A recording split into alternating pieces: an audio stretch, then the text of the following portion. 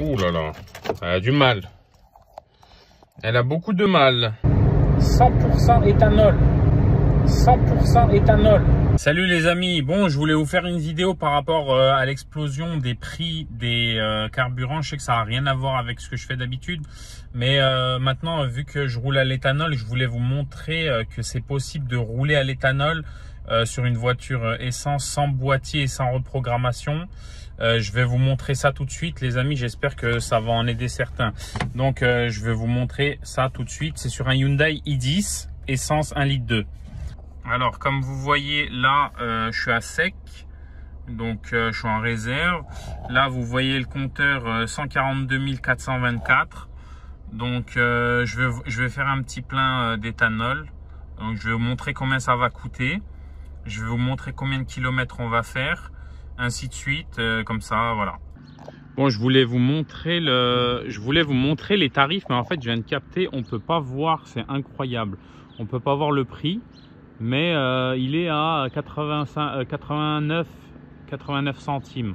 Donc là, je vais faire le plein, je vais vous montrer.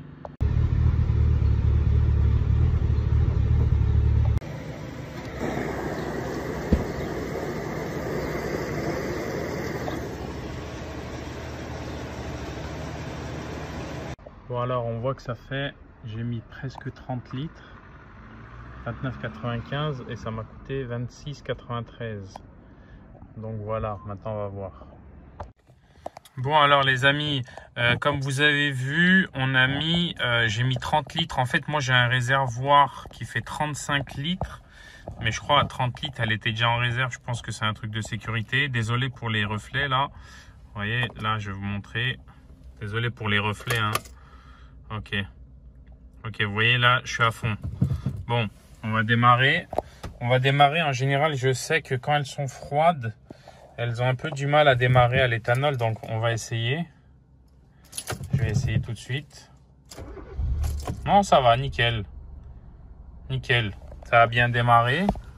Ok, on remet le compteur à 0. Regardez, je remets le compteur à 0. Là, hop, j'avais fait 350 km sur l'ancien plein. Ok, donc là, vous voyez, j'ai mis à 0. Bon, alors, je pensais que ça allait brouter un peu au démarrage, mais en fait, nickel. Franchement, comme si c'était du sans-plomb, ça passe tout seul. Vous voyez, écoutez. Vous voyez, ça passe nickel. Donc ça roule bien. On va faire des bornes. Moi j'ai une conduite un peu agressive, sportive, en mode sauvageon. Je monte dans les tours quoi. C'est pas la conduite la plus économe, mais voilà, je vous dirai ça. Je vais vous montrer un peu à la fin combien de kilomètres on va faire. Vous voyez, on fera de l'autoroute. Je vais faire de l'autoroute. Je vais faire beaucoup de la ville. Donc on va voir. Allez, à toutes. Alors, je vous ai pas dit, mais on va réaliser le test avec une petite Hyundai i10 1,2 litre. Vous voyez, c'est un 1,2 litre, là c'est écrit. 1,2 litre de 2009, je crois que ça fait 78 chevaux d'origine. Une petite voiture 5 portes, tout petit moteur. Je vais pas vous montrer le moteur, mais voilà, c'est une toute petite voiture. Franchement, ça roule super bien. Et voilà, je viens de regarder là le ticket, ça m'a coûté 27 € pour le plein. Donc voilà les amis, je vous dis ça à la fin du test. En général, les petites japonaises comme ça, elles tiennent bien l'éthanol. Donc voilà, les petites coréennes, peu importe. Les asiatiques en général, quoi. Les voitures asiatiques, elles sont un peu balèzes. Donc voilà, je vous dis à la fin, ce que ça va donner. Restez bien jusqu'à la fin de la vidéo. À la fin de la vidéo, je vais vous dire qu'est-ce qu'il faut faire pour rouler à l'éthanol en sécurité. Qu'est-ce qu'il faut faire avant de rouler à l'éthanol sans boîtier, sans programmation. Des choses que je recommande mais qui sont pas obligatoires. Et voilà, je vais vous dire tout ça à la fin. Comme ça, vous essayerez d'utiliser au mieux l'éthanol vu que maintenant c'est moins cher. Je vous dis honnêtement, j'ai acheté cette voiture uniquement pour rouler à l'éthanol.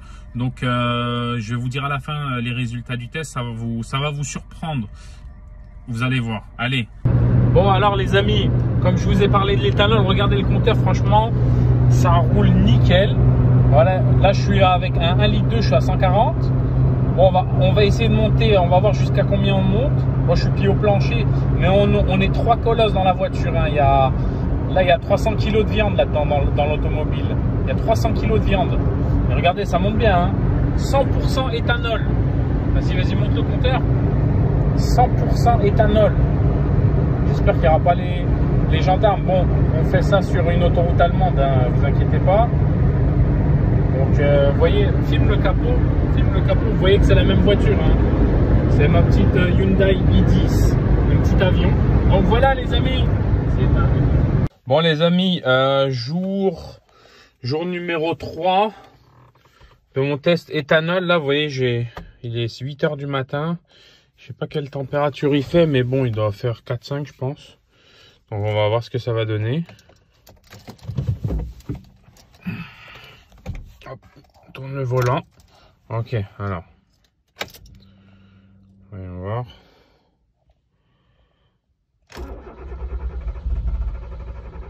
Ouh là là, elle a du mal. Elle a beaucoup de mal.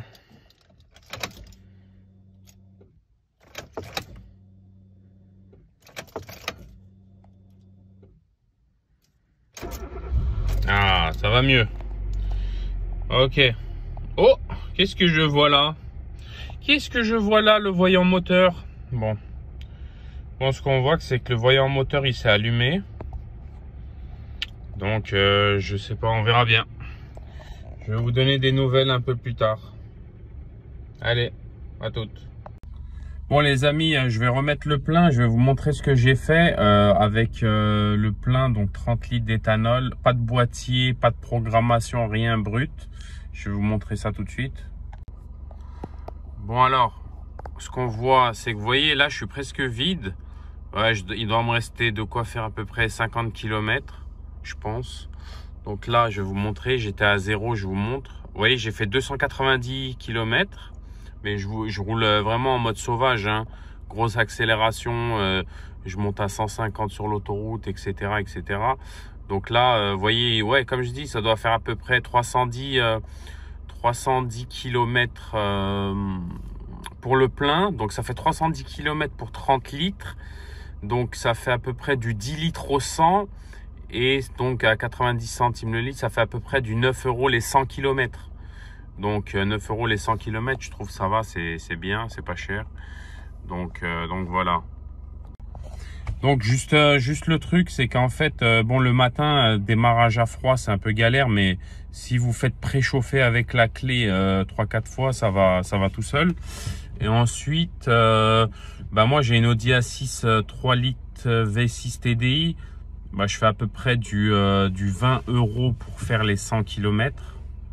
Ouais, c'est ça, je fais à peu près 20 € pour faire les 100 km. Donc même comme ça, ça me coûte 2 fois moins cher en fait. Vous voyez, même comme ça, avec la conso qui est énorme, en éthanol, ça me coûte moins cher. Donc voilà. Vas-y, viens filmer. Ouais, donc, on va remettre le plein. Ouais, donc comme je vous disais, franchement, c'est beaucoup plus intéressant, même avec le fait qu'elle consomme énormément, c'est beaucoup plus intéressant. Le seul problème, c'est qu'il y a le voyant moteur, il s'est allumé en fait. Donc à part ça, la voiture elle roule très bien, il n'y a pas de problème. On voit que mécaniquement ça fonctionne très bien, mais en fait la voiture elle détecte un défaut, donc c'est normal. Mais pour les grosses voitures, je conseille quand même le boîtier, c'est mieux. Mais franchement, pour les petites voitures, il n'y a pas de problème, ça roule tout seul. C'est nickel en fait, ça va super bien. Ça broute un peu, ce qui est normal. Mort de rire. J'ai mis 25 litres. Attendez, je vais monter un peu, 26 litres. Ok, bon. Elle est pleine. Ok, bien. Bon, le compteur. Vous voyez, j'ai mis 26 litres 44, ça fait 23 €. 23,11 €, 77 pardon. Donc magnifique, vous voyez, c'est magnifique. Voilà, c'est reparti, pardon. C'est reparti pour un tour. Voilà, c'est reparti pour un tour. Magnifique, 290 balles. Ouais, en fait, ça m'a fait 25 litres. Bon, je vais vous montrer le matin comment ça se passe pour démarrer. Matin à froid, mais j'ai remarqué que quand il fait chaud, c'est dur à démarrer aussi avec l'éthanol. Donc, je vous montre ça tout de suite. Bon, on essaye. Ok, ça monte. On a du mal, mais ça va. Ça va encore. Bon, alors, je vais vous donner mes 6 conseils pour résumer cette expérience que j'ai eue.